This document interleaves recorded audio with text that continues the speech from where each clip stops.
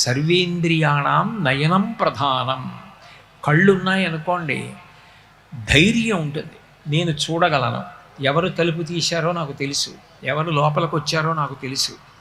నేను లోపలికి వెళ్ళి తలుపేసుకు పడుకున్న తర్వాత చప్పుడైనా ఎవరక్కడ అని నేను లేచి చూసి పరిశీలించి ఎవరో కదులుతున్నారని తెలుసుకుంటాను.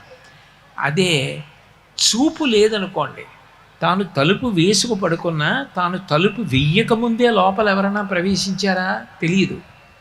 ఒక ఉద్విగ్నత, ఒక భయం ఉంటుంది లోపల. కన్ను ఒక్కటి ఉంటే ఎన్ని కోట్ల సుఖాలు అనుభవిస్తాడు. కంటిని మించిన ఇంద్రియం లేదు. అటువంటి కంటికి సంబంధించినటువంటి సేవ చాలా చాలా గొప్ప సేవ. అటువంటి కన్ను ఈశ్వర మీరు నాకు ఇచ్చారు. ఇది పగటిపూట అంతా చూసి చూసి చూసి చూసి బడలిపోయింది. ఇందులో ఎంతో మలినం పడిపోయింది. రాత్రివేళ నేను నిద్రాకాలిక సుఖం, అదేం కష్టం కాదు.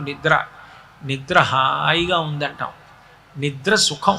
ఆ నిద్రాకాలిక సుఖంలో కంట్లో పడినటువంటి మలినాన్నంతటినీ మెత్తటి పదార్థంగా మార్చి తెల్లవారేటప్పటికి కను కొలుకులోకి తీసుకొచ్చి పుషి అన్న పేరుతో ఈశ్వరుడు సిద్ధం చేసి వేలుతో తీసుకునేటట్టు చేసి కంటి బడలిక తీస్తున్నాడు. ఆ బడలిక పోయింది కాబట్టి తెల్లవారేటప్పటికి మళ్ళీ కన్ను వాడుకుంటున్నాం. ఈశ్వర, ఇంత గొప్ప కన్ను మీరు ఏర్పాటు చేశారు, దీనికి రెప్పని పెట్టారు. నేను ప్రయత్నపూర్వకంగా రెప్ప వేయకపోయినా అంత సున్నితమైన కనుగుడ్డు బడలినప్పుడల్లా కను రెప్ప పడి ఆ గుడ్డుకి కలిగినటువంటి ఆ కష్టాన్ని సేద తీరుస్తోంది. నేను నిద్రపోగానే రెప్ప మూత పడిపోతోంది, గుడ్డు రక్షింపబడుతోంది. మీరు కంటిని ఇంత బాగా రక్షణ వ్యవస్థతో రక్షించారు. ఒక కన్నుకి ఇబ్బంది కలుగుతుందో ఏమోనని 2 కళ్ళు పెట్టారు. ఇన్ని చేసిన మీకు నేను ఏమని ఉపకారం చెప్పను? కన్ను నాకు దీపం లాంటిది.